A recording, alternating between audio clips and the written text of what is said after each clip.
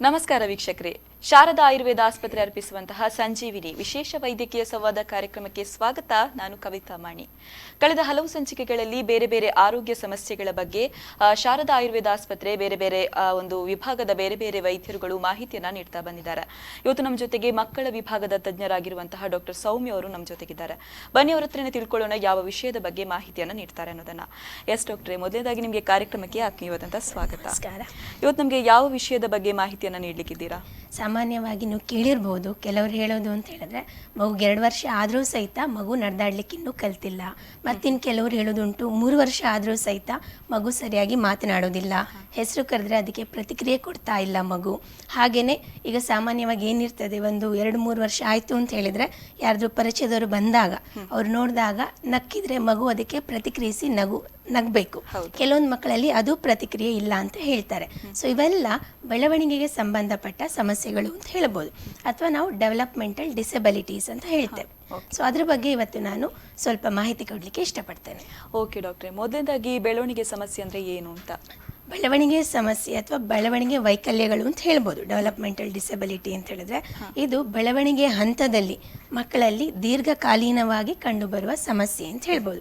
ಈಗ ಬೆಳವಣಿಗೆ ಹಂತ ಅಂತ ಹೇಳಿದ್ರೆ ಅದರಲ್ಲಿ ಬೇರೆ ಬೇರೆ ಹಂತಗಳಿದೆ. ಒಂದು ನಾವು ಅದರಲ್ಲಿ ಗ್ರಾಸ್ ಮೋಟಾರ್ ಮೈಲ್ ಸ್ಟೋನ್ಸ್, ಬೇರೆ ಬೇರೆ ಮೈಲುಗಲ್ಲುಗಳಿದೆ ಅಂತ ಹೇಳ್ಬೋದು. ಒಂದು ಗ್ರಾಸ್ ಮೋಟಾರ್ ಅಂತ ಹೇಳ್ತೇವೆ, ಇನ್ನೊಂದು ಫೈನ್ ಮೋಟಾರ್ ಮೈಲ್ ಸ್ಟೋನ್ಸ್ ಬರ್ತದೆ, ಮತ್ತೊಂದು ಲ್ಯಾಂಗ್ವೇಜ್ ಮೈಲ್ ಸ್ಟೋನ್ ಅಂತ ಇರುತ್ತೆ, ಇನ್ನೊಂದು ಸೋಷಿಯಲ್ ಮೈಲ್ ಸ್ಟೋನ್ಸ್ ಅಂತ ಹೇಳಿ. ಈ ಗ್ರಾಸ್ ಮೋಟಾರ್ ಮೈಲ್ ಸ್ಟೋನ್ಸ್ ಅಂದರೆ ಮಕ್ಕಳು ಸಾಮಾನ್ಯ ಹುಟ್ಟಿದಾಗಿಂದ ಒಂದು 3 ತಿಂಗಳಾಗಬೇಕಾದ್ರೆ ಕುತ್ತಿಗೆ ನಿಲ್ಲುವಂಥದ್ದು ಅಂತ ಹೇಳ್ತೇವೆ, ಅಥವಾ ನೆಕ್ ಹೋಲ್ಡಿಂಗ್ ಅಂತ ಹೇಳ್ಬೋದು. ನೆಕ್ಸ್ಟು ಹಾಗೆ ಒಂದು 5 ತಿಂಗಳಾಗ್ತಾ ಇದ್ದಾಗೆ ಮಗು ಕೌಚಿ ಬೀಳಲಿಕ್ಕೆ ಕಲಿತದೆ. ನೆಕ್ಸ್ಟ್ ಒಂದೀಗ 8 ತಿಂಗಳಾಯಿತು ಅಂತ ಹೇಳಿದರೆ ಯಾವುದೇ ಆಧಾರವಿಲ್ಲದೆ ನಿರಾಧಾರವಾಗಿ ಮಕ್ಕಳು ಕೂತ್ಕೊಳ್ಳಿಕ್ಕೆ ಕಲಿತಾರೆ. ಈ ರೀತಿ ರಿಲೇಟೆಡ್ ಇದನ್ನು ಗ್ರಾಸ್ ಮೋಟಾರ್ ಅಂತ ಹೇಳ್ತೀವಿ. ಅದೇ ಫೈನ್ ಮೋಟಾರ್ ಮೈಲ್ ಸ್ಟೋನ್ಸ್ ಅಂತ ಹೇಳಿದ್ರೆ ಯಾವುದಾದ್ರು ವಸ್ತು ಕೊಟ್ಟದ್ದು ಮಗು ಕೈಯಿಂದ ಹಿಡ್ಕೊಳ್ಳುವಂಥದ್ದು. ಈಗ ಪೆನ್, ಲೇಖನಿ ಕೊಟ್ಟರೆ 2 ಬೆರಳಿಂದ ಹಿಡಿಯುವಂಥದ್ದು ಇರ್ಬೋದು, ಅಥವಾ ಬಾಲ್ ಕೊಟ್ಟರೆ ಕೈಯಲ್ಲಿ ಹಿಡಿಯುವಂಥದ್ದು, ಒಂದು ವಸ್ತುವನ್ನು ಒಂದು ಕೈಯಿಂದ ಇನ್ನೊಂದು ಕೈಗೆ ಕೊಡುವಂಥದ್ದು, ಟ್ರಾನ್ಸ್ಫರ್ ಮಾಡೋದು ಅಂತ ಹೇಳ್ತೀವಲ್ಲ, ಇವೆಲ್ಲ ಫೈನ್ ಮೋಟಾರ್ ಮೈಲ್ ಸ್ಟೋನ್ಸ್ ಅಂತ ಹೇಳ್ತೇವೆ. ನೆಕ್ಸ್ಟ್ ಇನ್ನೊಂದು ಲ್ಯಾಂಗ್ವೇಜ್ ಮೈಲ್ ಸ್ಟೋನ್ಸ್ ಅಂತ ಹೇಳಿದ್ರೆ ಮಾತು ಕಲೀಲಿಕ್ಕೆ ಆರಂಭ ಮಾಡುವಾಗ ಮಕ್ಕಳು ಫಸ್ಟ್ ಏನು ಶಬ್ದ ಹೊಡಿಸ್ಲಿಕ್ಕೆ ಶುರು ಮಾಡ್ತವೆ, ನಂತರ ಮಾಮ, ಬಾಬಾ, ಡಾಡಾ ಹೀಗೆ 2 ಅಕ್ಷರದ್ದು ಶುರು ಮಾಡ್ತವೆ. ಹೀಗೆ ಅದು ಭಾಷೆ ಕಲಿಯುವುದನ್ನು ಲ್ಯಾಂಗ್ವೇಜ್ ಮೈಲ್ ಸ್ಟೋನ್ಸ್ ಅಂತ ಹೇಳ್ತೇವೆ. ನಂತರ ಸೋಷಿಯಲ್ ಮೈಲ್ ಸ್ಟೋನ್ಸ್ ಅಂತ ಹೇಳಿದ್ರೆ ಈಗ ಫಸ್ಟ್ ಒಂದು 2 ತಿಂಗಳಾಗ್ತಾ ಇದ್ದಾಗೆ ತಾಯಿ ನೋಡಿ ಮಗು ನಗ್ಲಿಕ್ಕೆ ಶುರು ಮಾಡ್ತದೆ. ಮತ್ತೊಂದಿಗೆ 6 ತಿಂಗಳು ಆಯಿತು ಅಂತ ಹೇಳಿದ್ರೆ ಯಾರಾದರೂ ಪರಿಚಯದವರು ಅಥವಾ ಯಾರು ಬಂದು ನಕ್ಕಿದ್ರೆ ಅದಕ್ಕೆ ಪ್ರತಿಕ್ರಿಯೆಯಾಗಿ ಮಗು ಸ್ಮೈಲ್ ಕೊಡ್ತದೆ. ಹೀಗೆಲ್ಲ ಇರ್ತದೆ. ಸೊ ಇದೆಲ್ಲ ಬೇರೆ ಬೇರೆ ಮೈಲುಗಳು. ಇದರಲ್ಲಿ ಎಲ್ಲದರಲ್ಲೂ ತೊಂದರೆ ಉಂಟಾಯಿತು ಅಂತ ಹೇಳಿದ್ರೆ ನಿಧಾನಗತಿಯಲ್ಲಾಯಿತು, ಕೆಲವೊಂದರಲ್ಲಿ ಅದೆಷ್ಟೇ ಸಮಯ ಆದರೂ ಸಹಿತ ಮಕ್ಕಳಲ್ಲಿ ಮೈಲುಗಲ್ಲು ನಾವು ಕಾಣುವುದೇ ಇಲ್ಲ, ಅಂಥದ್ದನ್ನು ಡೆವಲಪ್ಮೆಂಟಲ್ ಡಿಸೆಬಿಲಿಟೀಸ್ ಅಂತ ಹೇಳ್ತೇವೆ. ಯಾವುದಾದ್ರು ಒಂದು ನಿಖರವಾದ ಕಾರಣ ಇಲ್ಲದೆ ಖಾಲಿ ಈಗ ಮಗು ಒಂದು 3 ತಿಂಗಳಿಗೆ ಕುತ್ತಿಗೆ ನಿಲ್ಲಬೇಕು, ಒಂದು ವೇಳೆ ಅದು 5 ತಿಂಗಳಿಗಾಯಿತು, 5 ತಿಂಗಳಲ್ಲಿ ಕೌಚಿ ಬೀಳುವಂಥದ್ದು ಒಂದು 7 ತಿಂಗಳಿಗೆ ಆಗ್ತದೆ. ಹೀಗೆ ಯಾವುದಾದ್ರು ಒಂದು ಮೈಲುಗಲ್ಲಲ್ಲಿ ಮಾತ್ರ ವ್ಯತ್ಯಾಸ ಇತ್ತು, ಅದನ್ನು ಡೆವಲಪ್ಮೆಂಟಲ್ ಡಿಲೇ ಅಂತ ಹೇಳ್ತೇವೆ. ಅದೇ ಎಲ್ಲ ಮೈಲುಗಳಲ್ಲೂ ವ್ಯತ್ಯಾಸ ಬಂತು ಅಂತ ಹೇಳಿದ್ರೆ ಅದನ್ನು ಡೆವಲಪ್ಮೆಂಟಲ್ ಡಿಸೆಬಿಲಿಟಿ ಅಂತೇಳಿ ಅಲ್ಲಿ ಇನ್ಕ್ಲೂಡ್ ಮಾಡ್ತೇವೆ. ಓಕೆ, ಬೆಳವಣಿಗೆ ಸಮಸ್ಯೆ ಬಗ್ಗೆ ಹೆಚ್ಚಿನ ಮಾಹಿತಿಯನ್ನು ನೀಡಿದ್ರಿ. ಈ ಸಾಮಾನ್ಯವಾಗಿ ಮಕ್ಕಳಲ್ಲಿ ಬೆಳವಣಿಗೆ ಸಮಸ್ಯೆ ಬರಲು ಕಾರಣ ಏನು ಅಂತ? ಈ ಬೆಳವಣಿಗೆ ಸಮಸ್ಯೆ ಬರಲು ಹಲವಾರು ಕಾರಣ ಇದೆ. ಒಂದು ಆನುವಂಶಿಕವಾಗಿ ಜೆನೆಟಿಕ್ ಫ್ಯಾಕ್ಟರ್ ಅಂತ ಹೇಳ್ತೇವೆ. ಕೆಲವೊಮ್ಮೆ ಅಂತ ಹೇಳಿದ್ರೆ ಜೀನಲ್ಲಿ ವ್ಯತ್ಯಾಸ ಆಗಿ ಕೆಲವೊಂದು ಮಕ್ಕಳಲ್ಲಿ ಡೌನ್ ಸಿಂಡ್ರೋಮ್ ಅಂತೇಳಿ ಕಾಣಿಸಿಕೊಳ್ತದೆ. ಇನ್ನೊಂದು ಆಟಿಸಮ್ ಅಂತೇಳಿ ಒಂದು ಉಂಟು. ಅಂದರೆ ಅದು ಈಗ ಮನೆಯಲ್ಲಿ ಒಂದು ಮಗುವಿಗೆ ಆಟಿಸಮ್ ಇದೆ ಅಂತ ಹೇಳಿದ್ರೆ ಆ ಮನೆಯ ಇನ್ನೊಂದು ಮಗುವಿಗೆ ಆಟಿಸಮ್ ಬರೋ ಚಾನ್ಸಸ್ ಜಾಸ್ತಿ ಇರ್ತದೆ, ಸಾಧ್ಯತೆ ಹೆಚ್ಚು ಅಂತ ಹೇಳ್ಬೋದು. ಮತ್ತೊಂದು ಅಂತ ಹೇಳಿದ್ರೆ ಈಗ ಪ್ರಸವ ಪೂರ್ವ ಗರ್ಭಾವಸ್ಥೆಯಲ್ಲಿ ಮಗು ಇದ್ದಾಗ ತಾಯಿ ಯಾವುದಾದ್ರು ಸೋಂಕಿನಿಂದ ಬಳಲಿದ್ರೆ ಅಂತ ಹೇಳಿದ್ರೆ ಈಗ ನಾವೊಂದು ಟಾರ್ಚ್ ಅಂತೇಳಿ ಇನ್ಫೆಕ್ಷನ್ ಅಂತ ಹೇಳ್ತೇವೆ, ಟಾಕ್ಸ್ಮೋಪ್ಲಾಸ್ಮೋಸಿಸ್, ರುಬೆಲ್ಲಾ ಮತ್ತು ಹರ್ಪಿಸ್, ಸೈಟೋಮೆಗಲಾ ವೈರಸ್ ಅಂತ ಈ ರೀತಿ. ಸೊ ಇದರಲ್ಲಿ ಯಾವುದಾದ್ರಿಂದ ತಾಯಿ ಆ ಇನ್ಫೆಕ್ಷನ್ನಿಗೆ ಒಳಪಟ್ಟರೆ ಮಕ್ಕಳಲ್ಲಿ ಈ ರೀತಿ ವ್ಯತ್ಯಾಸಗಳಾಗೋ ಚಾನ್ಸಸ್ ಉಂಟು. ಅದರ ಒಟ್ಟಿಗೆ ಮತ್ತೊಂದು ಅಂತ ಹೇಳಿದರೆ ಈಗ ಪ್ರಸವ ಕಾಲದಲ್ಲಿ ಅಂದರೆ ಡೆಲಿವರಿ ಆಗೋ ಟೈಮಿಗೆ ಅಥವಾ ಹುಟ್ಟಿದ ತಕ್ಷಣ ಮಗು ಯಾವುದಾದ್ರು ಸೋಂಕಿನ ಉಂಟಾದರೆ ಮಗುವಿಗೆ ಆ ಸಮಯದಲ್ಲೂ ಸಹಿತ ಅದರಿಂದ ಇಂಥ ಪ್ರಾಬ್ಲಮ್ ಆಗುವಂಥದ್ದು ಜಾಸ್ತಿ ಮಕ್ಕಳಲ್ಲಿ. ಎಸ್ ಡಾಕ್ಟರ್, ಈಗ ಸಾಮಾನ್ಯವಾಗಿ ಮಕ್ಕಳಲ್ಲಿ ಬೆಳವಣಿಗೆ ಒಂದು ಸಮಸ್ಯೆ ಬರೋದಕ್ಕೆ ಕಾರಣ ಏನು ಅಂತ? ಓಕೆ, ಸಾಮಾನ್ಯವಾಗಿ ಕಾರಣಗಳು ಅಂತ ಹೇಳಿದ್ರೆ ಒಂದು ಜೆನೆಟಿಕ್ ಫ್ಯಾಕ್ಟರ್ ಅಂತ, ಆನುವಂಶಿಕವಾಗಿ ಬರುವಂಥದ್ದು ಅಂತ ಹೇಳಿದ್ರೆ ಅದರಲ್ಲಿ ಒಂದು ಉದಾಹರಣೆ ಕೊಡ್ಬೋದು ಅಂತ ಹೇಳಿದ್ರೆ ಡೌನ್ ಸಿಂಡ್ರೋಮ್. ಅದು ಆನುವಂಶಿಕ, ಅದು ಜೆನೆಟಿಕ್ ಫ್ಯಾಕ್ಟ್ರಲ್ಲಿ ವೇರಿಯೇಷನ್ ಆಗಿ ಬರುವಂಥದ್ದು. ಸೊ ಮತ್ತೊಂದು ಅಂತ ಹೇಳಿದ್ರೆ ಕೆಲವೊಮ್ಮೆ ಏನಾಗ್ತದೆ, ಈಗ ಮನೆಯಲ್ಲಿ ಒಂದು ಮಗುವಿಗೆ ಈಗ ಆಟಿಸಮ್ ಇದೆ ಅಂತ ಹೇಳಿದ್ರೆ ಇನ್ನೊಂದು ಮಗುವಿಗೂ ಆಟಿಸಮ್ ಬರೋ ಚಾನ್ಸಸ್ ಸಾಧ್ಯತೆ ಹೆಚ್ಚಿರ್ತದೆ, ಅದು ಒಂದು. ಇನ್ನೊಂದು ಅಕಾಲಿಕ ಪ್ರಸವ ಅಥವಾ ನಾವು ಪ್ರೀಮೆಚ್ಯೂರ್ ಡೆಲಿವರಿ ಅಂತ ಏನು ಹೇಳ್ತೀವಲ್ಲ, ಅದು ಸಹಿತ ಕೆಲವೊಮ್ಮೆ ಪ್ರೀಮೆಚ್ಯೂರ್ ಡೆಲಿವರಿ ಆದ ತಕ್ಷಣ ಮಕ್ಕಳಿಗೆ ಇನ್ಫೆಕ್ಷನ್ ಆಗೋ ಸಾಧ್ಯತೆಗಳು ಜಾಸ್ತಿ ಇದ್ದು ಅದರಿಂದನೂ ಬೆಳವಣಿಗೆ ಕುಂಠಿತವಾಗ್ಬೋದು ಮಕ್ಕಳಲ್ಲಿ. ಮತ್ತು ಇನ್ನೊಂದು ಅಂತ ಹೇಳಿದ್ರೆ ಪ್ರಸವ ಪೂರ್ವ ಕಾಲದಲ್ಲಿ ಅಥವಾ ಗರ್ಭಾವಸ್ಥೆಯಲ್ಲಿ ಇರಬೇಕಾದ್ರೆ ಮಗು ತಾಯಿ ಯಾವ್ದಾದ್ರು ಟಾರ್ಚ್ ಅಂತ ಹೇಳಿದ್ನಲ್ಲ, ಆ ಇದರಿಂದ ಟಾರ್ಚ್ ಸಮಸ್ಯೆಗಳಿಂದ ಎಲ್ಲಾದರೂ ಬಳಲಿದ್ರೆ ಅದರಿಂದನೂ ಸಹಿತ ಮಗುವಲ್ಲಿ ಬೆಳವಣಿಗೆ ವೈಕಲ್ಯಗಳು ಬರೋ ಸಾಧ್ಯತೆ ಇರ್ತದೆ. ಮತ್ತು ಇನ್ನೊಂದು ಅಂತ ಹೇಳಿದ್ರೆ ಪ್ರಸವ ಕಾಲದಲ್ಲಿ ಅಥವಾ ಇನ್ನೇನು ಮಗು ಹುಟ್ಟಬೇಕಾದ್ರೆ ಒಂದು ಸ್ವಲ್ಪ ಆಮ್ಲಜನಕದ ಕೊರತೆ ಆಗಿರ್ಬೋದು, ಅಥವಾ ಹುಟ್ಟಿದ ತಕ್ಷಣ ಒಂದು ವೇಳೆ ಮಗುವಿಗೆ ಏನಾದರೂ ಸೋಂಕು ತಗುಲಿತು ಅಂತ ಹೇಳಿದ್ರೆ ಅದರಿಂದನೂ ಸಹಿತ ಬೆಳವಣಿಗೆ ಸಮಸ್ಯೆಗಳು ಉಂಟಾಗ್ತದೆ. ಇನ್ನೊಂದು ಅಂತ ಹೇಳಿದ್ರೆ ಮಗು ಹುಟ್ಟಿದ ನಂತರ ನವಜಾತ ಶಿಶು ಯಾವುದಾದ್ರು ಸೋಂಕು ಉಂಟಾದರೆ ನವಜಾತ ಶಿಶುವಿಗೆ ಅದರೊಟ್ಟಿಗೆ ಇನ್ನೊಂದು ನವಜಾತ ಶಿಶು ಕಾಮಲ ಅಂತೇಳಿ ಹೇಳ್ತೇವೆ. ಅಂದರೆ ಮಗು ಹುಟ್ಟಿದ ನಂತರ ಸ್ವಲ್ಪ ಹಳದಿ ಆಗುವಂಥದ್ದು ಸಾಮಾನ್ಯ, ಆದರೆ ನಿಯಮಿತವಾದ ಅಂಶಕ್ಕಿಂತ ಜಾಸ್ತಿ ಅತ್ಯಧಿಕ ಪ್ರಮಾಣದಲ್ಲಿ ಬಿಲಿರುಬಿನ್ ಇತ್ತು ಅಂತ ಹೇಳಿದ್ರೆ ಅದು ಸಹಿತ ಮೆದುಳಿಗೆ ತೊಂದರೆ ಮಾಡ್ತದೆ. ಈ ಕಂಡೀಷನನ್ನು ನಾವು ಕರ್ನಿಕ್ಟ್ರಸ್ ಅಂತ ಹೇಳ್ತೇವೆ. ಆ ಕಂಡೀಷನ್ನಿಂದ ಮಗು ಬಳಲಿದ್ರೂ ಸಹಿತ ಮುಂದೆ ಇದು ಬೆಳವಣಿಗೆ ಸಮಸ್ಯೆಗಳು ಆಗುವಂಥದ್ದು ಹೆಚ್ಚು. ಓಕೆ ಡಾಕ್ಟ್ರೆ, ಬೆಳವಣಿಗೆ ಸಮಸ್ಯೆ ಬಗ್ಗೆ ಹೆಚ್ಚಿನ ಮಾಹಿತಿಯನ್ನು ನೀಡಿದ್ರಿ. ಇನ್ನು ಈ ಒಂದು ಸೆರೆಬ್ರಲ್ ಪಾಲ್ಸಿ ಅಂತ ಹೇಳ್ತಾರೆ, ಅದನ್ನು ಹಾಗಂದ್ರೆ ಏನು ಅಂತ? ಓಕೆ, ಈಗ ಸೆರೆಬ್ರಲ್ ಪಾಲ್ಸಿ ಇದರಲ್ಲಿ ಅಂದರೆ ಸೆರೆಬ್ರಲ್ ಅಂತ ಹೇಳಿದ್ರೆ ಮೆದುಳಿಗೆ ಸಂಬಂಧಪಟ್ಟದ್ದು. ಇದು ಸಾಮಾನ್ಯವಾಗಿ ಹೇಗಾಗ್ತದೆ ಮಕ್ಕಳಲ್ಲಿ ಅಂತ ಹೇಳಿದ್ರೆ ಪ್ರಸವ ಕಾಲದಲ್ಲಿ ಆಮ್ಲಜನಕದ ಕೊರತೆ ಆಗಿರ್ಬೋದು, ಅಥವಾ ಮಗು ಹುಟ್ಟಿದ ತಕ್ಷಣ ಆಮ್ಲಜನಕದ ಕೊರತೆ ಆಯಿತು ಅಂತ ಹೇಳಿದ್ರೆ ಮಗುವಿನ ಮೆದುಳಲ್ಲಿ ವ್ಯತ್ಯಾಸ ಆಗ್ತದೆ. ಈ ವ್ಯತ್ಯಾಸದಿಂದ ಏನಾಗ್ತದೆ, ಮೆದುಳಲ್ಲಿ ಡ್ಯಾಮೇಜ್ ಆಗಿಬಿಟ್ಟು ಮೆದುಳು ನಂತರ ಮಕ್ಕಳಲ್ಲಿ ಈ ರೀತಿ ಬೆಳವಣಿಗೆ ಸಮಸ್ಯೆಗಳು ಉಂಟಾಗ್ತದೆ. ಇದರಲ್ಲಿ ಮಗುವಿನ ಲಕ್ಷಣ ಹೇಗಿರ್ತದೆ ಅಂತ ಹೇಳಿದ್ರೆ ಹೆಚ್ಚಾಗಿ ಇದು ಶಾರೀರಿಕ ಮತ್ತು ಮಾನಸಿಕ ಎರಡೂ ಅಂಶಗಳಲ್ಲಿ ವ್ಯತ್ಯಾಸ ಉಂಟಾಗ್ತದೆ ಮಕ್ಕಳಲ್ಲಿ. ಶಾರೀರಿಕ ಅಂತ ಹೇಳಿದ್ರೆ ನಾವೇನು ಹೇಳ್ಬೋದು ಅಂತ ಹೇಳಿದ್ರೆ, ಈಗ ಮಗು ಸಾಮಾನ್ಯವಾಗಿ ಒಂದು 3 ತಿಂಗಳಿಗೆ ಅದ್ರದ್ದು ಕುತ್ತಿಗೆಗೆ ಬಲ ಬಂದು ಕುತ್ತಿಗೆ ನಿಲ್ಲಬೇಕು. ಬಟ್ ಈ ಸೆರೆಬ್ರಲ್ ಪಾಲ್ಸಿ ಕಂಡೀಷನಲ್ಲಿ ಏನಾಗ್ಬೋದು, ಕೆಲವೊಂದು ಮಕ್ಕಳಿಗೆ 7-8 ತಿಂಗಳಾದರೂ ಸಹಿತ ಕುತ್ತಿಗೆಗೆ ಬಲ ಬರದೇ ಇರ್ಬೋದು, ಅವು ಕುತ್ಕೊಳ್ಳಿಕ್ಕೆ ಆಗೋದಿಲ್ಲ, ನಡೆದಾಡಲಿಕ್ಕೆ ಕಷ್ಟ ಆಗ್ತದೆ, ಈ ರೀತಿಯೆಲ್ಲ ಸಮಸ್ಯೆಗಳಿರ್ತದೆ. ಅದರೊಟ್ಟಿಗೆ ಮಾಂಸಖಂಡಗಳು ಬಿಗಿ ಇರ್ತವೆ, ಅಂದರೆ ಸ್ಟಿಫ್ನೆಸ್ ಅಂತ ಏನು ಹೇಳ್ತೀವಿ ಅದು ಅದರದ್ದು ಸಾಧ್ಯತೆ ಜಾಸ್ತಿ, ಅದು ಹೆಚ್ಚಿರ್ತದೆ ಮಕ್ಕಳಲ್ಲಿ ಸ್ಟಿಫ್ನೆಸ್ ಅನ್ನುವಂಥದ್ದು.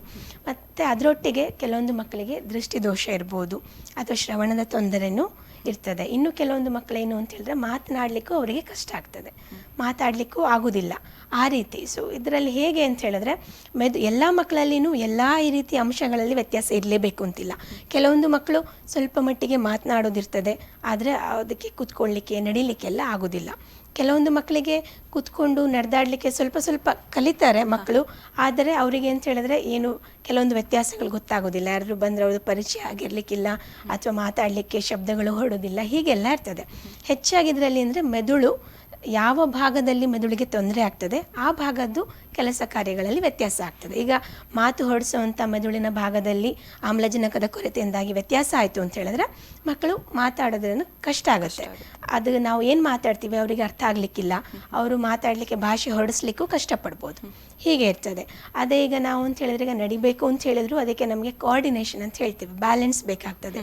ಅದು ಯಾವ ಮೆದುಳಿನ ಭಾಗ, ಅದು ಯಾವ ಆ ಕೆಲಸವನ್ನು ಮಾಡುವಂಥ ಭಾಗದಲ್ಲಿನೂ ಏನಾದರೂ ತೊಂದರೆ ಆಯಿತು ಅಂತ ಹೇಳಿದ್ರೆ ಈ ಸೆರೆಬ್ರಲ್ ಪಾಲ್ಸಿ ಇರೋ ಮಕ್ಕಳಲ್ಲಿ ಏನಾಗ್ತದೆ, ಕೆಲವೊಬ್ಬರಿಗೆ ಬ್ಯಾಲೆನ್ಸ್ ಬರೋದಿಲ್ಲ, ನಡೆದಾಡಲಿಕ್ಕೆ ಹಿಡಿದು ನಡೆಸಿದ್ರು ಸಹಿತ ಕಷ್ಟಪಡ್ತಾರೆ. ಇನ್ನು ಕೆಲವೊಂದು ಮಕ್ಕಳೆಲ್ಲ ಸ್ಟಿಫ್ನೆಸ್ ಇರೋದ್ರಿಂದ ಏನಾಗ್ತದೆ ಅಂತ ಹೇಳಿದ್ರೆ ಮಕ್ಕಳು ಕತ್ರಿ ಕಾಲು ಹಾಕಿ ನಡಿಲಿಕ್ಕೆ ಶುರು ಮಾಡ್ತಾರೆ. ಸೊ ಹೀಗೆಲ್ಲ ಇದು ಸೆರೆಬ್ರಲ್ ಪಾಲ್ಸಿಯ ಸಿಂಪ್ಟಮ್ಸ್ಗಳು ಅಂತ ಹೇಳ್ಬೋದು. ಓಕೆ ಡಾಕ್ಟ್ರೆ, ಇವಾಗ ಇನ್ನಷ್ಟು ಮಾಹಿತಿಗಳನ್ನು ತಿಳ್ಕೊಳ್ಳೋಕ್ಕಿದೆ, ಒಂದು ಬ್ರೇಕ್ ತಗೊಂಡು ಬರೋಣ. ಎಸ್ ವೀಕ್ಷಕರೇ, ಇನ್ನಷ್ಟು ಮಾಹಿತಿಗಳನ್ನು ತಿಳ್ಕೊಳ್ಳೋದಕ್ಕಿಂತ ಮುಂಚೆ ಒಂದು ಬ್ರೇಕ್.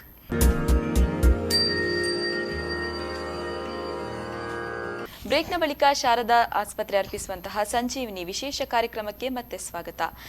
ಎಸ್ ಡಾಕ್ಟರ್, ಈಗ ಸೆರೆಬ್ರಲ್ ಪಾಲ್ಸಿಯ ಬಗ್ಗೆ ಹೆಚ್ಚಿನ ಮಾಹಿತಿಯನ್ನ ನೀಡ್ತಾ ಇದ್ರಿ. ಈ ಒಂದು ಸಮಸ್ಯೆ ಯಾವ ಕಾರಣಗಳಿಂದ ಬರುತ್ತೆ ಅಂತ? ಈ ಸೆರೆಬ್ರಲ್ ಪಾಲ್ಸಿ ಅನ್ನೋದು ಆಗಲೇ ನಾನು ಹೇಳಿದ ಹಾಗೆ ಕೆಲವೊಂದಿಷ್ಟು ಕಾರಣಗಳು ಅಂತ ಹೇಳಿದರೆ, ಒಂದು ಅದು ಸೋಂಕಿನಿಂದ ಆಗಿರ್ಬೋದು. ತಾಯಿ ಗರ್ಭಾವಸ್ಥೆ, ಮಗು ಗರ್ಭಾವಸ್ಥೆಯಲ್ಲಿದ್ದಾಗ ತಾಯಿಗೆ ಸೋಂಕುಂಟಾಗಿ ಅದರಿಂದ ಬರೋ ಸಾಧ್ಯತೆಗಳು ಹೆಚ್ಚಿರ್ತದೆ. ಇನ್ನೊಂದು ಅಂತ ಹೇಳಿದರೆ, ಹೆಚ್ಚಾಗಿ ನಾವು ಗಮನಿಸುವುದು ಅಂತ ಹೇಳಿದರೆ ಈ ಸೆರೆಬ್ರಲ್ ಪಾಲ್ಸಿಗೆ ಕಾರಣ ಆಮ್ಲಜನಕದ ಕೊರತೆ. ಮಗು ಹುಟ್ಟಿದ ತಕ್ಷಣ ಸಾಮಾನ್ಯ ಅತ್ತಿಲ್ಲ ಅಂತ ಹೇಳಿದ್ರೆ ವ್ಯತ್ಯಾಸ ಆಗುವಂಥದ್ದು ಉಂಟು. ಈಗ ಆಮ್ಲಜನಕ ನಮ್ಮ ಮೆದುಳಿಗೆ ಹೋಗಿ ತಲುಪಿ ಮೆದುಳು ಸಕ್ರಿಯವಾಗಿ ಕಾರ್ಯ ಮಾಡಲಿಕ್ಕೆ ಶುರು ಆದ ತಕ್ಷಣ ಮಗುವಿನ ಎಲ್ಲ ಚಟುವಟಿಕೆಗಳು ಶುರು ಆಗ್ತದೆ. ಒಂದು ವೇಳೆ ಆಗ ಪ್ರಸವ ಆದ ತಕ್ಷಣ ಮಗುವಿನಲ್ಲಿ ಆಮ್ಲಜನಕದ ಕೊರತೆ ಉಂಟಾಯಿತು ಅಂತ ಹೇಳಿದ್ರೆ ಮೆದುಳಿನ ಕೆಲವೊಂದು ಭಾಗಗಳು ಅಲ್ಲಿ ತೊಂದರೆ ಉಂಟಾಗೋದು, ಡ್ಯಾಮೇಜ್ ಆಗುತ್ತೆ, ಇಂಜುರಿ ಆಗುತ್ತೆ ಅಂತ ನಾವು ಹೇಳ್ತೀವಿ. ಅದರಿಂದನೂ ಸೆರೆಬ್ರಲ್ ಪಾಲ್ಸಿ ಆಗೋ ಸಾಧ್ಯತೆಗಳು ಹೆಚ್ಚಿರುತ್ತೆ. ಮತ್ತು ಇನ್ನೊಂದು ನಾನು ಆಗಲೇ ತಿಳಿಸಿದ ಹಾಗೆ ಕರ್ನಿಕ್ಟ್ರಸ್ ಅಂತ ಹೇಳಿದೆ, ಆ ಕಂಡೀಷನಿಂದಲೂ ಸಹಿತ ಸೆರೆಬ್ರಲ್ ಪಾಲ್ಸಿ ಆಗೋ ಸಾಧ್ಯತೆಗಳು ಹೆಚ್ಚಿದೆ. ಕರ್ನಿಕ್ಟ್ರಸ್ ಅಂತ ಹೇಳಿದ್ರೆ ಅಂದರೆ ನವಜಾತ ಶಿಶು ಹುಟ್ಟಿದ ನಂತರ ಕಾಮಾಲೆ ಅದು ಹೇಗೆ ಅಂತ ಹೇಳಿದ್ರೆ ಬಿಲಿರುಬಿಂದು ಒಂದಿಷ್ಟು ಮಿನಿಮಮ್ ಲೆವೆಲ್ಸ್ ಅಂತ ಇರ್ತದೆ. ಅದು ಅದಕ್ಕಿಂತ ತೀರಾ ಅಧಿಕ ಪ್ರಮಾಣದಲ್ಲಿದ್ದಾಗ ಏನಾಗ್ತದೆ, ಆ ಬಿಲಿರುಬಿನ್ನು ಮೆದುಳಿನೊಳಗೆ ಹೋಗಿಬಿಟ್ಟು ಅಲ್ಲಿ ಶೇಖರ ಆಗಿಬಿಟ್ಟು ಅಲ್ಲಿನ ಮೆದುಳಿನ ನರಗಳ ಮೇಲೆ ವ್ಯತ್ಯಾಸ ಉಂಟು ಮಾಡ್ತದೆ. ಇದರಿಂದನೂ ಸಹಿತ ಸೆರೆಬ್ರಲ್ ಪಾಲ್ಸಿ ಉಂಟಾಗ್ತದೆ ಕೆಲವೊಂದು ಮಕ್ಕಳಲ್ಲಿ. ಇದರ ವಿಶೇಷತೆ ಅಂತ ಹೇಳಿದ್ರೆ ಕರ್ನಿಕ್ಟ್ರಸ್ಸಿಂದ ಉಂಟಾದ ಈ ಸೆರೆಬ್ರಲ್ ಪಾಲ್ಸಿಯಲ್ಲಿ ಮಕ್ಕಳು ನಡೆದಾಡಲಿಕ್ಕೆ ಅಂದರೆ ಬ್ಯಾಲೆನ್ಸ್ ಇರೋದಿಲ್ಲ, ಕೋಆರ್ಡಿನೇಷನ್ ಇರೋದಿಲ್ಲ. ಅದು ಸಮಸ್ಯೆ ಮೇನ್ ಆಗಿ ಬರ್ತದೆ ಅವ್ರದ್ರಲ್ಲಿ. ಓಕೆ ಡಾಕ್ಟ್ರೆ, ಸೆರೆಬ್ರಲ್ ಪಾಲ್ಸಿಯ ಬಗ್ಗೆ ಹೆಚ್ಚಿನ ಮಾಹಿತಿಯನ್ನು ನೀಡಿದ್ರಿ. ಇನ್ನು ಆಟಿಸಮ್ ಅಂತ ಹೇಳ್ತಾರೆ, ಹಾಗಂದ್ರೆ ಏನು ಅಂತ? ಈಗ ಆಟಿಸಮ್ ಅನ್ನುವಂಥದ್ದು ಅದು ಕೂಡ ಒಂದು ನ್ಯೂರೋ ಡೆವಲಪ್ಮೆಂಟಲ್ ಡಿಸಾರ್ಡರ್ ಅಂತ ಹೇಳ್ತೀವಿ. ಅಂದರೆ ಮೆದುಳಿನ ನರಗಳಿಗೆ ಸಂಬಂಧಪಟ್ಟು ಅದರಲ್ಲಿ ವ್ಯತ್ಯಾಸ ಆಗೋದ್ರಿಂದ ಈ ಆಟಿಸಮ್ ಉಂಟಾಗ್ತದೆ ಅಂತ ಹೇಳಿ. ಈ ಆಟಿಸಮಲ್ಲಿ ಹೇಗಿರ್ತದೆ ಅಂತ ಹೇಳಿದ್ರೆ ಸಾಮಾನ್ಯವಾಗಿ 3 ವಿಷಯದಲ್ಲಿ ವ್ಯತ್ಯಾಸ ಇರ್ತದೆ. ಒಂದು ಸೋಷಿಯಲ್ ಇಂಟರಾಕ್ಷನ್ ಅಂತ ಹೇಳ್ತೀವಿ, ಅಂದರೆ ಸಾಮಾಜಿಕವಾಗಿ ಬೆರೆಯುವಂಥದ್ದು, ಅದರಲ್ಲಿ ವ್ಯತ್ಯಾಸ ಇರ್ತದೆ ಮಕ್ಕಳಲ್ಲಿ. ಇನ್ನೊಂದು ಕಮ್ಯುನಿಕೇಷನ್ ಅಂತ ಹೇಳಿ, ಸಂವಹನ, ಆ ಸ್ಕಿಲ್ಸಲ್ಲಿನೂ ಈ ಮಕ್ಕಳಲ್ಲಿ ತುಂಬ ತೊಂದರೆ ಆಗಿರ್ತದೆ. ಮತ್ತು ಇನ್ನೊಂದು ಅಂತ ಹೇಳಿದ್ರೆ ಪುನರಾವರ್ತಿತ ನಡವಳಿಕೆ ಅಂತ ಹೇಳ್ಬೋದು, ಅಂದರೆ ರಿಪಿಟೇಟಿವ್ ಬಿಹೇವಿಯರ್ ಅಂಥೇಳಿ. ಅಂದರೆ ಮಗು ಯಾವುದಾದ್ರು ಒಂದು ಕೆಲಸ ಮಾಡೋದನ್ನು ಪದೇ ಪದೇ ಅದೇ ಮಾಡ್ತಾ ಇರುವಂಥದ್ದು ಅಂಥೇಳಿ. ಹೆಚ್ಚಾಗಿ ಇದರಲ್ಲಿ ಹೇಗಿರ್ತದೆ ಅಂತ ಹೇಳಿದ್ರೆ ಮಕ್ಕಳಲ್ಲಿ ದೈಹಿಕವಾಗಿ ನಾರ್ಮಲ್ ಆಗಿರ್ತಾರೆ ನೋಡಲಿಕ್ಕೆ. ಅಂದರೆ ಅವರಿಗೆ ನಾವು ಗ್ರಾಸ್ ಮೋಟಾರ್ ಮೈಲ್ ಸ್ಟೋನ್ಸ್ ಅಥವಾ ಫೈನ್ ಮೋಟಾರ್ ಮೈಲ್ ಸ್ಟೋನ್ಸ್ ಅಂತ ಹೇಳಿದೆ. ಗ್ರಾಸ್ ಮೋಟಾರ್ ಮೈಲ್ ಸ್ಟೋನ್ಸ್ ಏನಾಗ್ತದೆ ಅಂದರೆ ಮಕ್ಕಳು ಟೈಮಿಗೆ ಸರಿಯಾಗಿ ಅವರಲ್ಲಿ ಈ ಮೈಲ್ ಸ್ಟೋನ್ಸ್ ಅಚೀವ್ ಆಗಿರ್ತದೆ. ಅಂದರೆ ಒಂದು 3 ತಿಂಗಳಿಗೆ ಕುತ್ತಿಗೆಗೆ ಬಲ ಬರೋದಿರ್ಬೋದು, ಅಥವಾ 5 ತಿಂಗಳಿಗೆ ಮಗು ಕೌಚಿ ಬೀಳೋದಿರ್ಬೋದು, ಇದೆಲ್ಲ ಸಮಯಕ್ಕೆ ಸರಿಯಾಗಿ ಆಗಿರ್ತದೆ. ಇಲ್ಲ ಕೆಲವೊಂದು ಮಕ್ಕಳಲ್ಲಿ ಏನಾಗ್ತದೆ ಅಂತ ಹೇಳಿದ್ರೆ ಸ್ವಲ್ಪ ನಿಧಾನಗತಿಯಲ್ಲಾಗಿರ್ಬೋದು ಇದು. ಆದರೆ ಮಕ್ಕಳು ಕೂತ್ಕೊಳ್ತಾರೆ, ನಡೆದಾಡ್ತಾರೆ, ಇದರದೆಲ್ಲದರಲ್ಲೂ ಬೆಳವಣಿಗೆ ಇರ್ತದೆ. ಆದರೆ ಮಾನಸಿಕವಾಗಿ ವ್ಯತ್ಯಾಸ ಇರ್ತದೆ ಈ ಮಕ್ಕಳಲ್ಲಿ. ಹೇಗೆ ಅಂತ ಹೇಳಿದ್ರೆ ಈಗ ಒಂದು 4 ಜನ ಏನಾದರೂ ಮಾತಾಡ್ತಾ ಇರ್ತಾರೆ, ಮಗು ಯಾವುದೋ ತನ್ನದೇ ಗುಂಗಿನಲ್ಲಿರುತ್ತೆ, ಅವರೇನು ಇದು ಮಾಡ್ತಾರೆ ಅನ್ನೋಷ್ಟು ಕಿವಿ ಕೊಟ್ಟು ಅದಕ್ಕೆ ಗಮನಿಸುವಂಥ ಶಕ್ತಿನೂ ಇರೋದಿಲ್ಲ ಆ ಮಕ್ಕಳಲ್ಲಿ. ಮತ್ತು ಇನ್ನೊಂದು ವಿಶೇಷತೆ ಅಂತ ಹೇಳಿದ್ರೆ ಈ ಮಗುಗೆ ಹೆಸರು ನಾವು ಮಗುವನ್ನು ಕರೆದ್ರೆ ಅದು ತಿರುಗು ನೋಡೋದಿಲ್ಲ ಹಾಗೆ. ಮತ್ತು ಇನ್ನೊಂದು ಅಂದರೆ ಇಕೋಲೇಲಿಯಾ ಅಂತ ಹೇಳ್ತೇವೆ. ಅಂದರೆ ಸಾಮಾನ್ಯವಾಗಿ ಯಾರ್ದಾದ್ರು ಮಕ್ಕಳಿಗೆ ನಾವು ನಿಮ್ಮ ಹೆಸರೇನು ಅಂತ ಕೇಳಿದ್ರೆ ಅದಕ್ಕೆ ಮಗು ಉತ್ತರವಾಗಿ ತನ್ನ ಹೆಸರು ಹೇಳ್ತದೆ. ಆದರೆ ಈ ಮಕ್ಕಳ ವಿಶೇಷತೆ ಹೇಗೆ ಅಂತ ಹೇಳಿದ್ರೆ ನಿಮ್ಮ ಹೆಸರೇನು ಅಂತಂದರೆ ಮಗು ಅದನ್ನೇ ಪುನಃ ಹೇಳ್ತದೆ, ನಿಮ್ಮ ಹೆಸರೇನು ಅಂತೇಳಿ. ಹೀಗೆ ಅದರ ಒಟ್ಟಿಗೆ ಇನ್ನೂ ಬೇರೆ ಸಮಸ್ಯೆಗಳು ಅಂತ ಹೇಳಿದ್ರೆ ಮಗು ಯಾವುದಾದ್ರು ಹೀಗೆ ಫ್ಯಾನ್ ಏನಾದರೂ ತಿರುಗ್ತಾ ಉಂಟು, ಅದು ತನ್ನ ಪಾಡಿಗೆ ಅದನ್ನೇ ನೋಡ್ತಾ ಇರ್ತದೆ. ಅಥವಾ ತನಗೆ ಅಂದರೆ ಅನಗತ್ಯ ಸಂದರ್ಭದಲ್ಲಿ ಇದ್ದಕ್ಕಿದ್ದಾಗೆ ಜೋರಾಗಿ ನಗ್ಲಿಕ್ಕೆ ಶುರು ಮಾಡೋದು, ಯಾವುದು ಕಾರಣ ಇರೋದಿಲ್ಲ. ಹಾಗೇನೂ ವ್ಯತ್ಯಾಸಗಳಾಗೋದುಂಟು. ಇನ್ನು ಅಂತ ಹೇಳಿದ್ರೆ ಏನಾದರೂ ಮಗು ಸ್ವಲ್ಪ ಸಿಟ್ಟು ಬಂತು ಅಂತ ಹೇಳಿದ್ರೆ, ಸಿಟ್ಟು ಬರಲೇಬೇಕು ಅಂತಿಲ್ಲ, ಇಲ್ಲದಿದ್ದರೂ ಸಹಿತ ತಲೆನ ಗೋಡೆಗೆ ಚಚ್ಚುವಂಥದ್ದಿರ್ಬೋದು. ಹಾಗೆ ಮತ್ತು ಇನ್ನೂ ಅಂದರೆ ಈ ಮಕ್ಕಳಿಗೆ ವ್ಯತ್ಯಾಸ ಇಷ್ಟ ಆಗೋದಿಲ್ಲ. ಈಗ ಒಂದು ದಿನ ಅದಕ್ಕೆ ಈಗ ಒಂದು ಹಳದಿ ಬಣ್ಣದ ಬಟ್ಟೆ ಇಷ್ಟ ಅಂದರೆ ವಾರ ಪೂರ್ತಿ ಅವಕ್ಕೆ ಅದೇ ಬಣ್ಣದ ಬಟ್ಟೆ ಆಗಬೇಕು, ಬೇರೆ ಅಂದರೆ ಇಷ್ಟಪಡೋದಿಲ್ಲ. ವ್ಯತ್ಯಾಸ ಚೇಂಜ್ ಅನ್ನೋದು ಅವರಿಗೆ ಇಷ್ಟ ಆಗೋದಿಲ್ಲ. ಯಾವ ರೀತಿ ರುಟೀನ್ ಒಂದು ದಿನದೇನಿರ್ತದೆ ಅದೇ ಪ್ರತಿ ಸತಿ ಅದೇ ರೀತಿ ವ್ಯತ್ಯಾಸ ಆಗ್ತಾ ಹೋಗಬೇಕು, ಅದೇ ಇರಬೇಕು, ವ್ಯತ್ಯಾಸ ಆಗಬಾರ್ದು. ಹೀಗೆ ಈ ರೀತಿ ಎಲ್ಲ ಸಮಸ್ಯೆ ಇರ್ತದೆ. ಮತ್ತು ಇದು ಇನ್ನೊಂದು ಅಂತ ಹೇಳಿದ್ರೆ ಈ ಮಕ್ಕಳು ಸಾಮಾಜಿಕವಾಗಿ ಹೆಚ್ಚು ಬೆರೆಯುವುದಿಲ್ಲ, ತಾವೇ ಒಬ್ಬರೇ ಇರಲಿಕ್ಕೆ ಇಷ್ಟಪಡ್ತಾರೆ. ಇದೆಲ್ಲ ಸ್ವಲ್ಪ ಆಟಿಸಮ್ ಎಂದು ಸಾಧಾರಣವಾಗಿ ಕಂಡುಬರುವ ಲಕ್ಷಣಗಳು. ಓಕೆ, ಆಟಿಸಮ್ ಬಗ್ಗೆ ಹೆಚ್ಚಿನ ಮಾಹಿತಿಯನ್ನು ನೀಡಿದ್ರಿ. ಆ ಒಂದು ಸಮಸ್ಯೆ ಬರೋದಕ್ಕೆ ಕಾರಣ ಏನು? ಸಾಮಾನ್ಯವಾಗಿ ಆಟಿಸಮ್ ಅಂತ ಹೇಳಿದ್ರೆ ಒಂದು ತಾಯಿ ಈಗ ಒಂದು ವೇಳೆ ಗರ್ಭಿಣಿಯಾಗಿದ್ದಾಗ ರುಬೆಲ್ಲಾ ಅಂತೇಳಿ ಒಂದು ಕಂಡೀಷನ್ ಇದೆ. ಆ ರುಬೆಲ್ಲಾ ವೈರಸ್ಸಿಂದ ಅದು ಸೋಂಕು ಉಂಟಾಯಿತು ಅಂತ ಹೇಳಿದ್ರೆ ಮಗುವಲ್ಲಿ ಆಟಿಸಮ್ ಆಗೋ ಚಾನ್ಸಸ್ ಇರ್ತದೆ. ಅಂದರೆ ಅದನ್ನು ಕಂಜನೈಟಲ್ ರುಬೆಲ್ಲಾ ಸಿಂಡ್ರೋಮ್ ಅಂತ ಹೇಳ್ತೇವೆ. ಅದರಲ್ಲಿ ಡೆವಲಪ್ಮೆಂಟು ಲೇಟಾಗಿರ್ತದೆ ಮಕ್ಕಳಲ್ಲಿ, ಅದರೊಟ್ಟಿಗೆ ಆಟಿಸಮ್ಮು ಕಂಡು ಬರ್ತದೆ. ಇನ್ನೊಂದು ಅಂತ ಹೇಳಿದ್ರೆ ಗರ್ಭಿಣಿಯಾಗಿದ್ದಾಗ ತಾಯಿ ಒತ್ತಡಕ್ಕೆ ಒಳಗಾದರೆ, ಕೆಲವೊಂದು ಸಂಶೋಧನೆಗಳು ಹೇಳುವ ಪ್ರಕಾರ ಅಂದರೆ ಸ್ಟ್ರೆಸ್ ಇತ್ತು ತಾಯಿಗೆ ಅಂತ ಹೇಳಿದ್ರು ಆಟಿಸಮ್ ಬರೋ ಚಾನ್ಸಸ್ ಇರ್ತದೆ. ಅದಲ್ಲದೆ ಕೆಲವೊಮ್ಮೆ ಈವನ್ ವ್ಯಾಲ್ಪ್ರೋಯಿಕ್ ಆ್ಯಸಿಡ್ ಅಂತೇಳಿ ಒಂದು ಮೆಡಿಸಿನ್ ಇದೆ, ಅದು ತಾಯಿ ಗರ್ಭಾವಸ್ಥೆಯಲ್ಲಿದ್ದಾಗ ತಗೊಂಡ್ರೆ ಅದರಿಂದನೂ ಸಹಿತ ಮಕ್ಕಳಲ್ಲಿ ಆಟಿಸಮ್ ಬರೋ ಚಾನ್ಸಸ್ ಇರ್ತದೆ. ಅದರೊಟ್ಟಿಗೆ ಕೆಲವೊಂದು ಎನ್ವೈರ್ನಮೆಂಟಲ್ ಫ್ಯಾಕ್ಟರ್ಸ್ ಅಂತ ಹೇಳ್ತೀವಿ, ಅದು ಸಹಿತ ಆಟಿಸಮ್ಗೆ ಒಂದು ಕಾರಣ.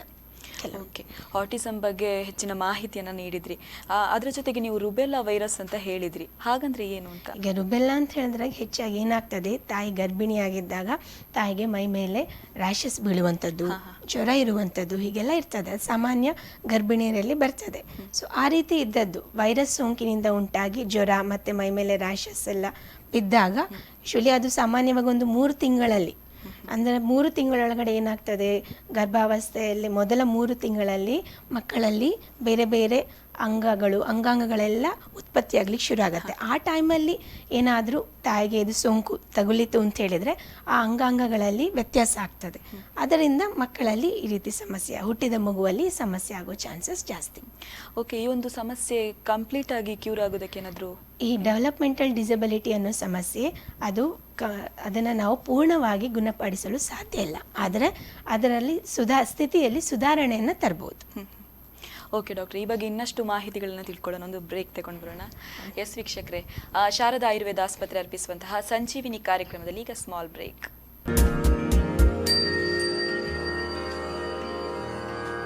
ಬ್ರೇಕ್ನ ಬಳಿಕ ಸಂಜೀವಿನಿ ವಿಶೇಷ ಕಾರ್ಯಕ್ರಮಕ್ಕೆ ಮತ್ತೆ ಸ್ವಾಗತ. ಎಸ್ ಡಾಕ್ಟರ್, ಈಗ ನೀವು ಸೆರೆಬ್ರಲ್ ಪಾಲ್ಸಿ ಹಾಗೆ ಆಟಿಸಮ್ ಈ ಬಗ್ಗೆ ಒಂದು ಹೆಚ್ಚಿನ ಮಾಹಿತಿಯನ್ನ ನೀಡಿದ್ರಿ. ಈ ಒಂದು ಸಮಸ್ಯೆಗೆ ಏನಾದರೂ ಆಯುರ್ವೇದದಲ್ಲಿ ಚಿಕಿತ್ಸೆ ಇದೆಯಾ ಅಂತ? ಇದರಲ್ಲಿ ಇಂಥ ಸಮಸ್ಯೆಗಳಲ್ಲಿ ಏನಾಗ್ತದೆ ಅಂತ ಹೇಳಿದ್ರೆ ಹೆಚ್ಚಾಗಿ ಮಕ್ಕಳಿಗೆ ನಾವೇನು ಅಂತ ಹೇಳಿದ್ರೆ ಒಂದು ಈಗ ಮಾತನಾಡಲಿಕ್ಕೆ ಕಷ್ಟ ಆಗ್ತದೆ ಅಂದರೆ ಅಂಥ ಮಕ್ಕಳಿಗೆ ಸ್ಪೀಚ್ ಥೆರಪಿ ಅಂತೇಳಿ ಕೊಡ್ತಾರೆ. ಸ್ಪೀಚ್ ಥೆರಪಿ ಇರ್ತದೆ. ಮತ್ತು ಇನ್ನೊಂದು ಅಂತ ಹೇಳಿದ್ರೆ ಈಗ ಮಾಂಸಖಂಡಗಳು ತುಂಬ ಬಿಗಿರ್ತದೆ, ಸ್ಟಿಫ್ನೆಸ್ ಇದೆ ಅಂತ ಹೇಳಿದ್ರೆ ಆ ಮಕ್ಕಳಲ್ಲಿ ಫಿಸಿಯೋಥೆರಪಿನೂ ಮಾಡಿಸ್ತಾರೆ, ಆ ಮಾಂಸಖಂಡಗಳು ಸ್ವಲ್ಪ ಸಡಿಲಾಗಲಿ ಅಂಥೇಳಿ. ಮತ್ತು ಇನ್ನೊಂದು ಅಂತ ಹೇಳಿದ್ರೆ ಮಕ್ಕಳ ನಡವಳಿಕೆಯಲ್ಲಿ ವ್ಯತ್ಯಾಸ ಇತ್ತು ಅಂತ ಹೇಳಿದ್ರೆ ಅದಕ್ಕೆ ಬಿಹೇವಿಯರಲ್ ಥೆರಪಿ ಅಂತ ಇರ್ತದೆ, ಅದನ್ನು ಹೇಳಿಕೊಡ್ತಾರೆ. ಸೊ ಇದ್ರ ಮೂರರ ಜೊತೆಗೆ ಮಕ್ಕಳಿಗೆ ನಾವು ಆಯುರ್ವೇದ ಚಿಕಿತ್ಸೆಯನ್ನು ಕೊಟ್ಟರೆ ಅವರ ಗುಣಮಟ್ಟದಲ್ಲಿ ಸ್ಥಿತಿಯಲ್ಲಿ ತುಂಬ ಉತ್ತಮವಾದ ಸುಧಾರಣೆ ತರಬಹುದು ಅಂಥೇಳಿ. ಆಯುರ್ವೇದದಲ್ಲಿ ಇಂಥ ಡೆವಲಪ್ಮೆಂಟಲ್ ಸಮಸ್ಯೆಗಳಿಗೆ ವಿಶೇಷವಾಗಿ ಬಸ್ತಿ ಚಿಕಿತ್ಸೆ ಅಂತ ಉಂಟು.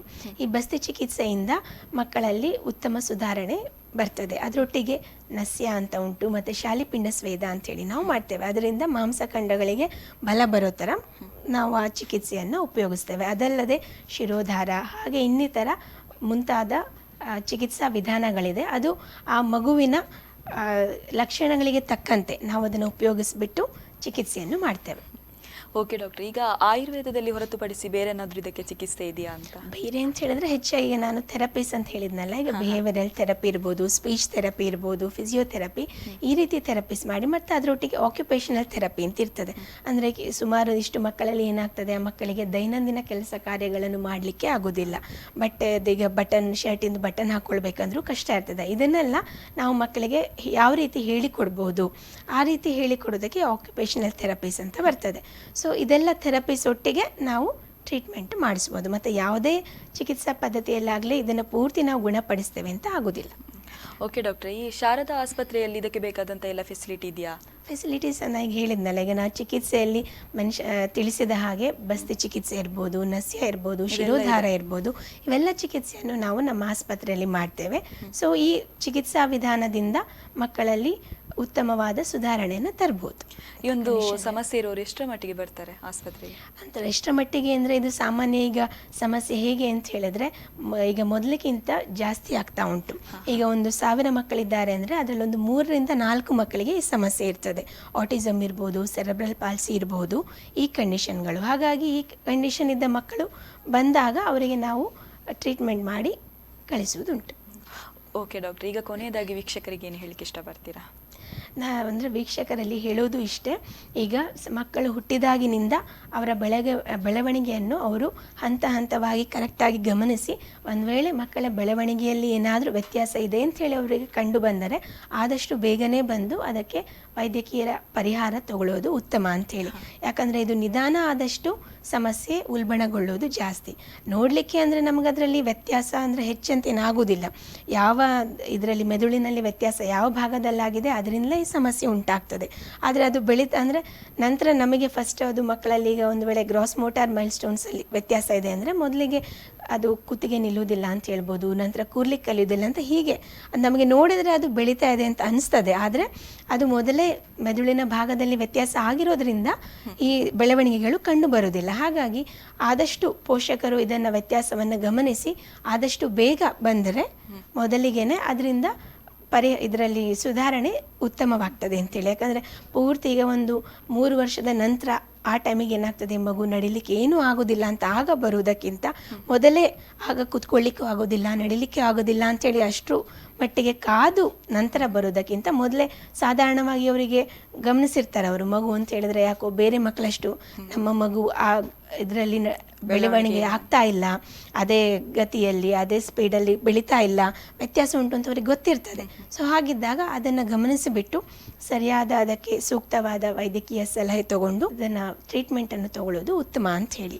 ಅದನ್ನು ನಾವು ಮುಂದೆ ಹಾಕ್ತಾ ಇದ್ದಷ್ಟು ಅದು ಏನಾಗ್ತದೆ ಅಂತ ಹೇಳಿದ್ರೆ ಈ ಸಮಸ್ಯೆ ಇನ್ನೂ ಕಾಂಪ್ಲಿಕೇಟ್ ಆಗ್ತಾ ಹೋಗ್ತದೆ. ಮತ್ತು ಅದನ್ನು ನಾವು ಅದನ್ನು ಸರಿ ಮಾಡುವಂಥದ್ದು ತುಂಬ ಕಷ್ಟ ಆಗ್ತದೆ. ಹಾಗಾಗಿ ಈಗ ಒಂದು ಮಗು ಒಂದು ವೇಳೆ ಒಂದು 5-6 ತಿಂಗಳಾಯಿತು, ಮಗುಗೆ ಕುತ್ತಿಗೆ ಬಲ ಬಂದಿಲ್ಲ ಅಥವಾ ಕೌಚಿ ಬೀಳ್ತಾ ಇಲ್ಲ ಅಂತ ಹೇಳೋರಿಗೆ ಗೊತ್ತಾದ ತಕ್ಷಣ ಬಂದರೆ ಮೊದಲ ಹಂತದಲ್ಲೇ ಮೊದಲಿಂದಲೇ ಅದಕ್ಕೆ ಸ್ವಲ್ಪ ನಾವು ಚಿಕಿತ್ಸೆಯನ್ನು ಮಾಡಲಿಕ್ಕೆ ಶುರು ಮಾಡಿದರೆ ಅದರಿಂದ ಇಫೆಕ್ಟು ಸುಲಭ ಅಂದರೆ ತುಂಬ ಒಳ್ಳೆಯದಿರ್ತದೆ ಅಂಥೇಳಿ, ಬೇಗ ಆಗ್ತದೆ ಅಂಥೇಳಿ, ವ್ಯತ್ಯಾಸ ಬೇಗ ಗೊತ್ತಾಗ್ತದೆ.